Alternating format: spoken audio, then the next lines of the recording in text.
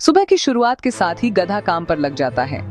वह धोबी के यहाँ काम करता है और रोज कपड़े ढोकर थक जाता है।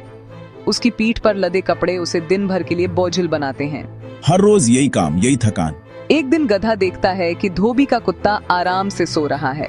कुत्ता हमेशा खाने और सोने में व्यस्त रहता है, जबकि गधा अपने काम में लगा रहता है।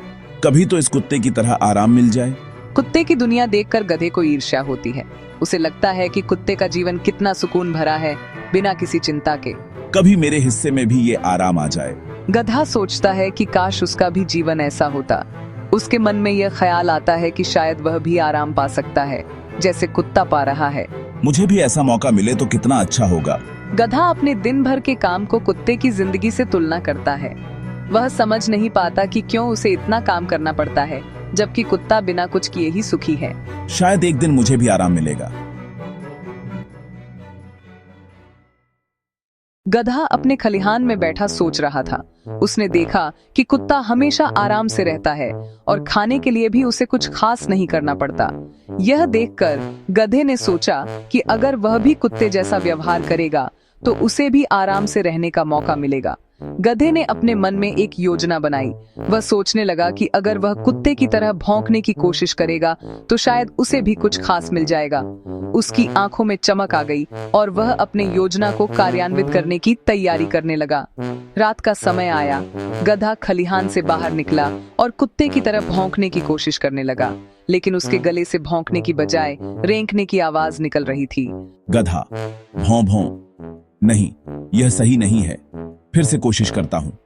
भौं, रैंक, उफ। गधे की आवाज सुनकर धोबी जाग गया। उसे लगा कि कोई चोर आया है। उसने तुरंत अपनी लाठी उठाई और बाहर की ओर बढ़ा ताकि वह देख सके कि क्या हो रहा है। धोबी, ये कैसी आवाज थी? क्या कोई चोर आया है? गहरे अंधेरे में धोबी अपने घर के बाहर अजीब आवाजें सुनता है। उसे शक होता है कि कोई चोर उसके आसपास है। धोबी, ये आवाजें कहां से आ रही हैं? क्या कोई चोर यहाँ चोरी करने की कोशिश कर रहा है? धोबी ने जैसे ही प्रकाश को जलाया, उसने देखा कि रेंकने वाला कोई चोर नहीं, बल्कि उसका गधा है जो चुपचाप खड़ा है। धोबी, अरे ये तो मेरा गधा है। ये यहाँ क्या कर रहा है? धोबी गुस्से में आकर गधे की पिटाई करने लगता है। धोबी, तुम्हारी वजह से मैंने सोचा कि कोई चोर आ गया है। अब भुगतो। गधे को अब समझ में आता है कि दूसरों की नकल करने का कोई फायदा नहीं है। उसने जो गलती की, उसका परिणाम उसे भुगतना पड़ा। गधा, काश मैंने दूसरों की नकल करने की जगह अपनी अच्छाइयों पर भरोसा किया होता। गधे ने अब अपने आप पर विश्वास करना सीखा।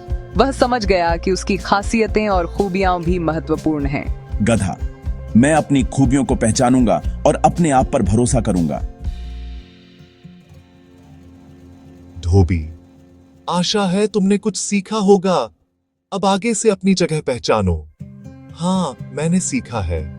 दूसरों की नकल करने की जगह मैं अपनी अच्छाइयों को संवारूंगा।